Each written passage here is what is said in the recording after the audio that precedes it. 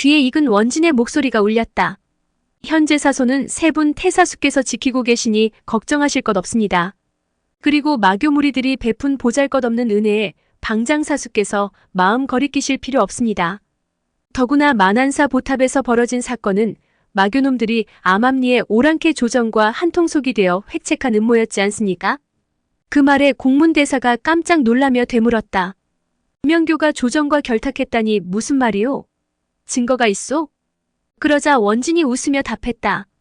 명교 교주 장무기가 아미파 장문 주지학과 혼례식을 거행하던 날 여양왕의 딸이 나타나 신랑이던 장무기와 달아나는 바람에 강호 무림이 발칵 뒤집어진 사건은 사수께서도 들어 아실 겁니다. 그래, 우리도 그 소문은 들어 알고 있네. 장무기와 도망간 조민의 몽골식 본명은 민민태무르라고 합니다.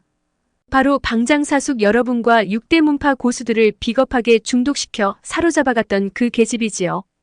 그 민민태무르 부하 중에 고두타라고 일컫던 굉장한 고수가 있습니다. 아마 두 분 사수께서도 만안사에서 그자를 보신 적이 있을 겁니다. 고두타라는 말에 공지대사가 이를 갈며 격앙된 목소리로 말했다. 내가 만안사 보탑에서 그놈에게 당한 수모를 생각하면 지금도 이가 갈린다. 이번 영웅대회만 끝나면 그놈을 만나러 대도엘 한번 다녀올 작정일세.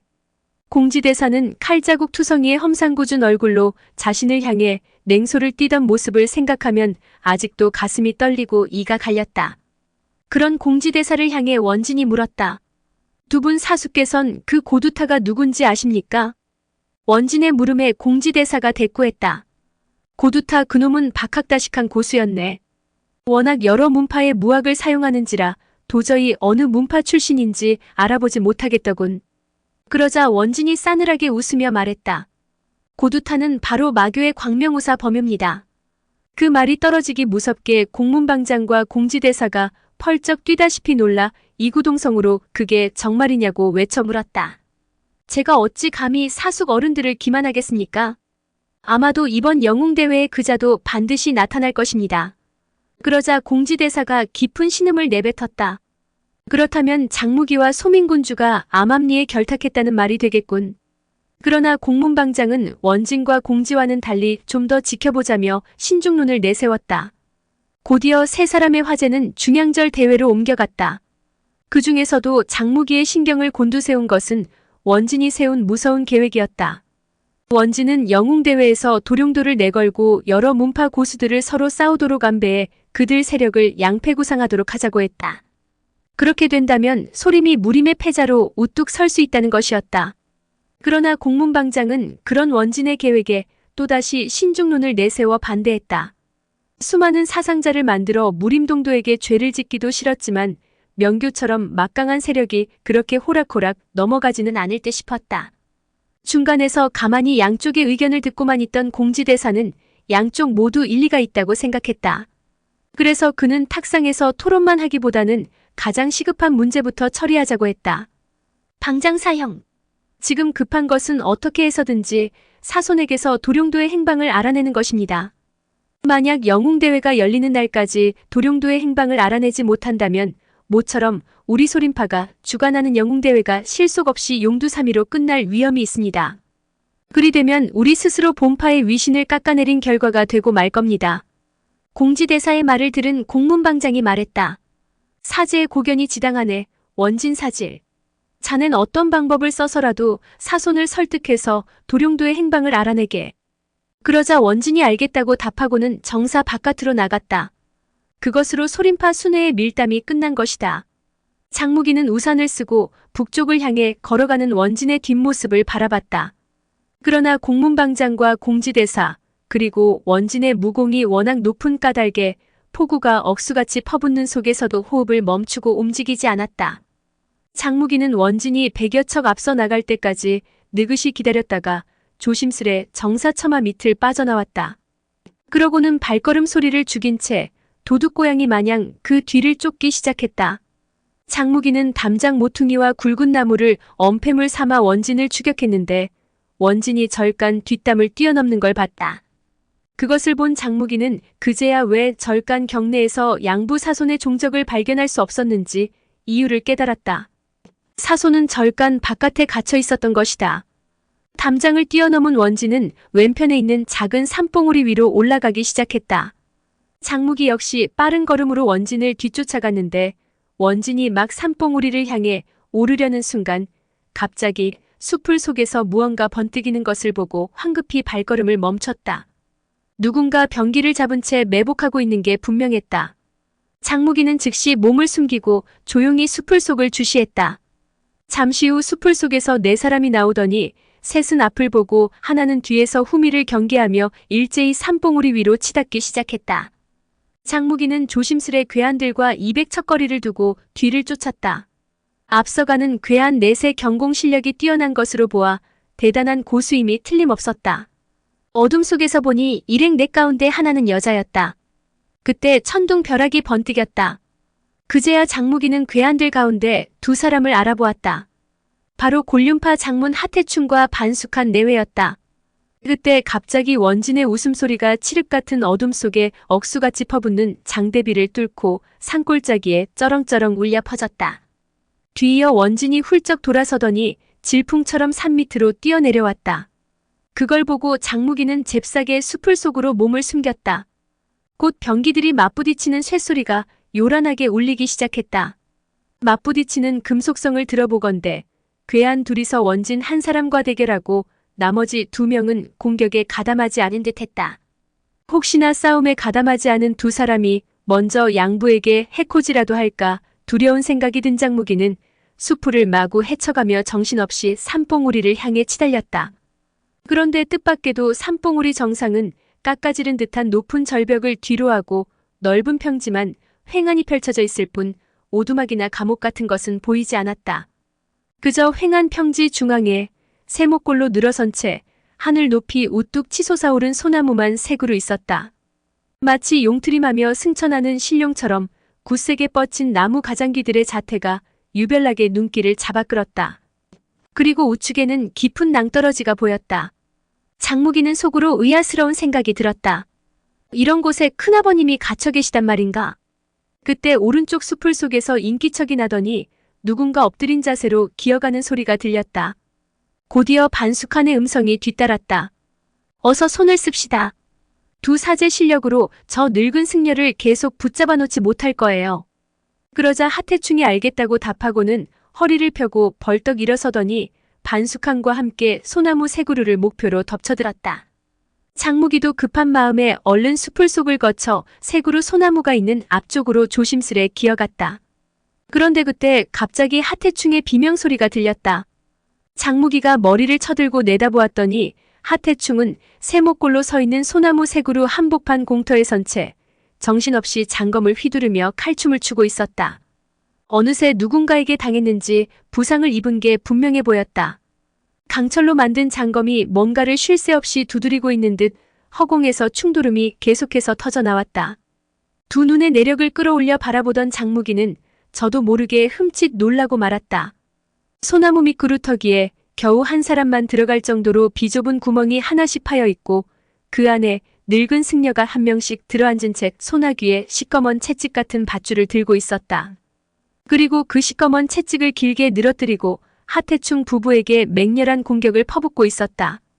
짙은 어둠 속에서 세 가닥 채찍이 허공을 후려칠 때마다 빗줄기가 사방팔방으로 튕겨 날아갔다. 그러나 시꺼먼 채찍은 광채라곤 한 점도 번쩍거리지 않았다. 그래서 움직임을 간파하는 게 더욱 어려워 보였다. 그러다 보니 하태충 부부는 그저 칼춤을 추며 삼면에서 들이치는 채찍 공격을 방어하기에도 벅차 보였다.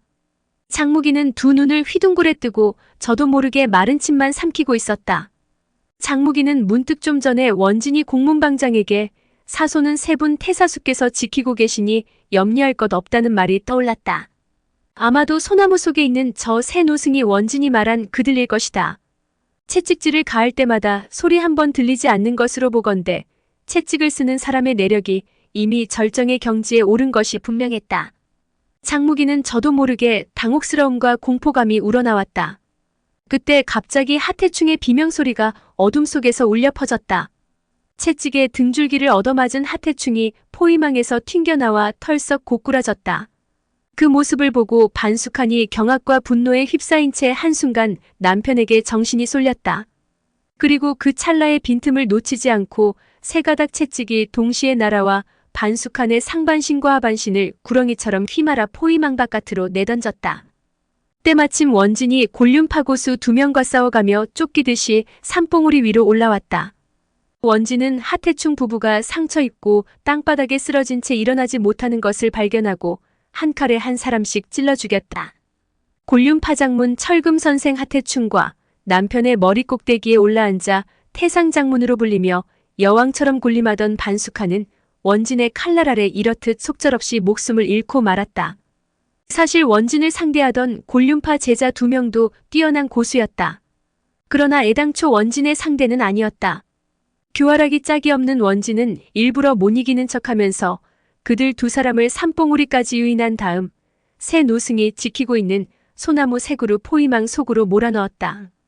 그것도 모르고 산봉우리까지 뒤쫓아왔던 골륜파고수 2명은 땅바닥에 쓰러져 있는 하태충 부부의 시체를 발견하고 너무 놀란 나머지 그 자리에 우뚝 멈춰서고 말았다. 그때 갑자기 2사람 뒤에서 구렁이처럼 소리도 없이 날아든 채찍이 그들 허리를 휘감았다. 그러고는 채찍 2가닥이 팽팽하게 당겨지는가 싶더니 어두운 허공 속으로 던져버렸다. 느닷없이 허공 위로 날아오른 2사람은 본의 아니게 공중제비를 한 바퀴씩 돌더니 지상으로 추락하고 말았다. 영문도 모른 채 땅바닥에 쓰러진 2사람이 미처 몸을 가누기도 전에 원진이 불이 나게 달려들어 잇따라 장검을 내리찍어 한 칼에 한 사람씩 찔러 죽여버렸다.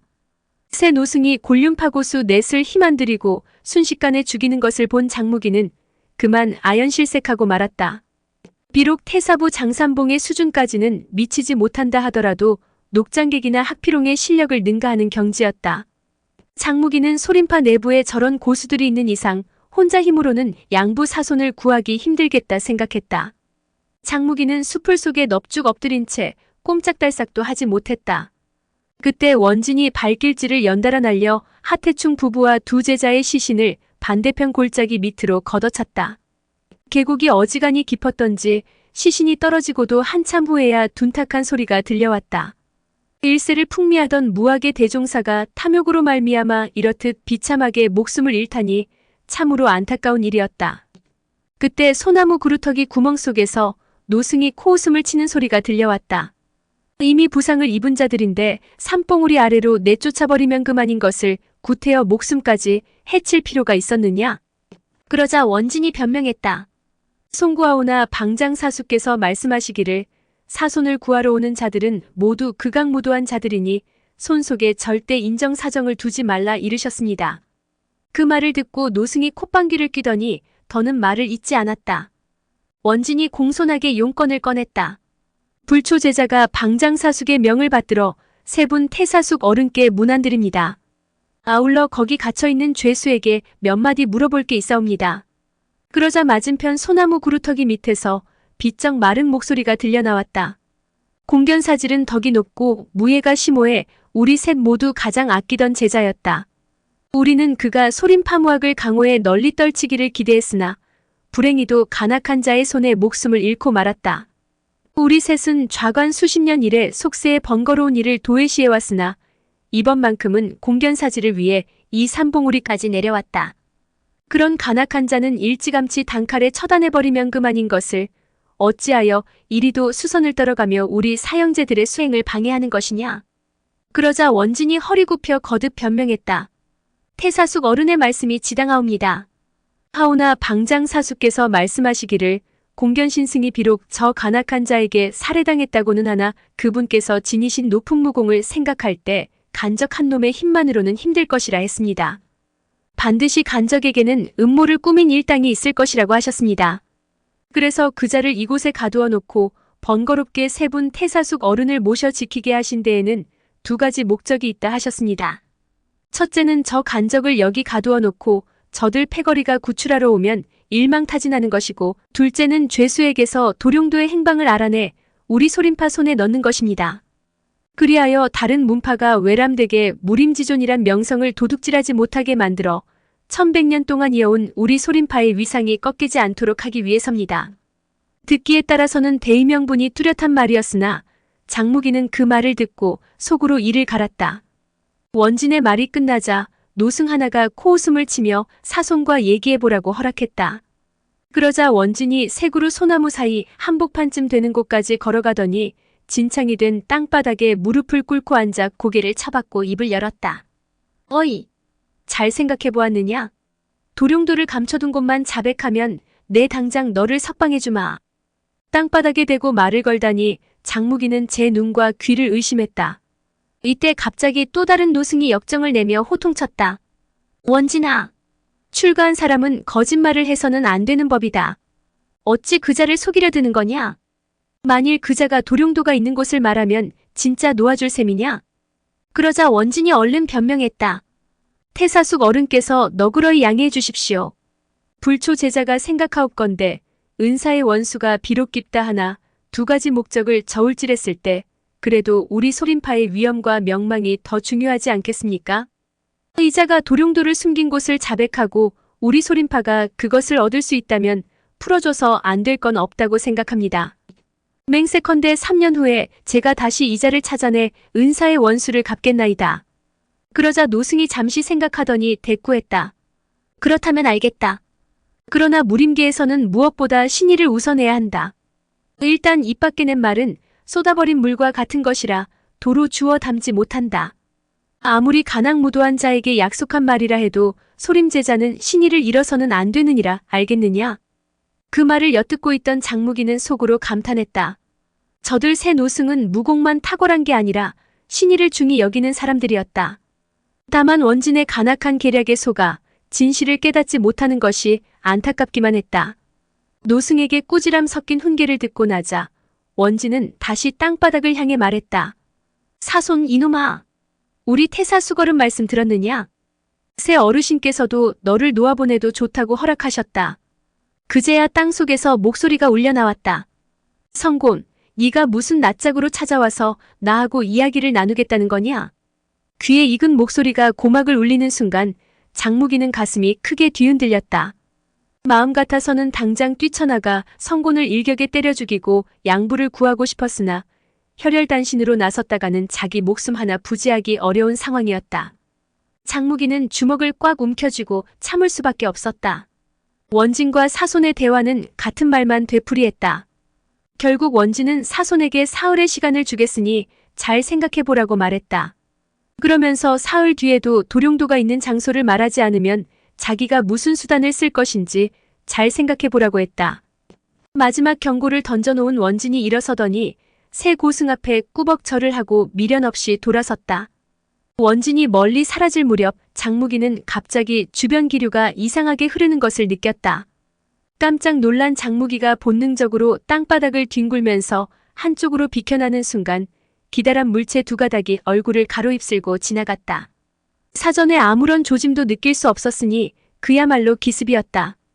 단숨에 10여 척 바깥으로 굴러서 나온 장무기가 몸을 추스르기도 전에 또 한 가닥 시꺼먼 채찍이 앞가슴을 찍어왔다.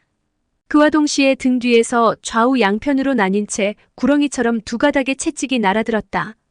앞서 이 채찍질이 골륜파 고수들을 어떻게 해치웠는지 본 장무기는 얼른 손을 내뻗어 정면으로 찔러드는 채찍 끄트머리를 움켜잡아 외곽으로 뿌리치려 했다.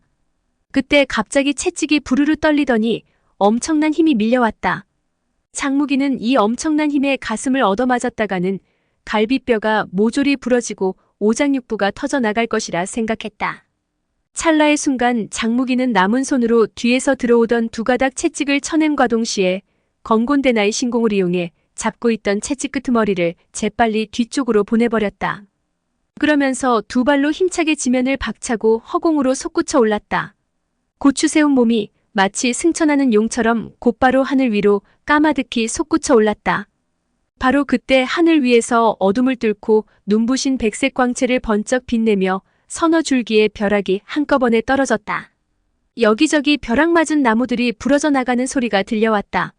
눈부시게 빛나는 번갯불 아래 노승 두 사람이 약속이나 한 듯 동시에 외마디 경악성을 터뜨렸다.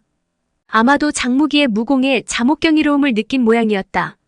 하늘 위를 바라보던 새 노승은 이런 절세의 무공을 지닌 고수가 젊은 시골뜨기 청년임을 깨닫고 놀라움과 의아스러움을 느꼈다. 그러나 이들 새 노승은 놀라고만 있지 않았다. 세 가닥 검은 채찍은 마치 어금니를 드러내고 발톱 춤을 추는 세 마리 흑룡처럼 급속도로 날아오르더니 세 반면으로 갈라져 장무기를 향해 한꺼번에 덮쳐갔다. 장무기 역시 번개가 치는 순간 새 노승을 똑똑히 볼 수 있었다. 다들 움푹 파인 양볼에 근육 한 점 없이 뼈와 가죽만 남아있는 듯 수척한 몸매를 지니고 있었다. 그런데 그중 한 노승은 한쪽 눈을 보지 못하는 애꾸눈이었다. 또 한 차례 떨어져 내린 번개불이 새 노승의 5눈을 비추는 순간 장무기는 신령들의 휘황찬란한 눈빛을 마주 대하고 있는 듯한 착각이 들었다. 장무기는 세 방향으로 한꺼번에 날아드는 채찍을 몸을 회전하며 손에 공력을 모아 세 가닥 채찍 끄트머리를 왼쪽으로 밀어내고 잡아 끌듯 휘감고 당기더니 차력타력 수법으로 채찍을 한 덩어리로 엉키게 만들었다. 이 기술은 태사부 장산봉이 전수한 무당파 태극권의 초식을 이용한 것이었다. 또 한 차례 사나운 굉음이 허공에 메아리치더니 벼락이 연달아 두세 차례 떨어졌다.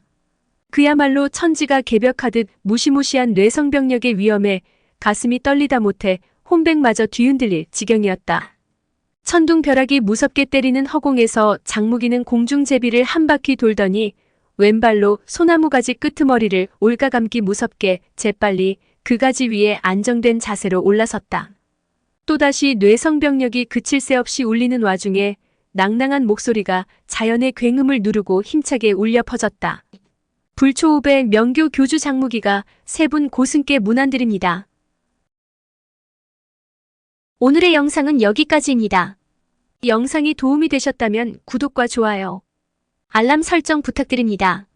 시청해주셔서 감사합니다.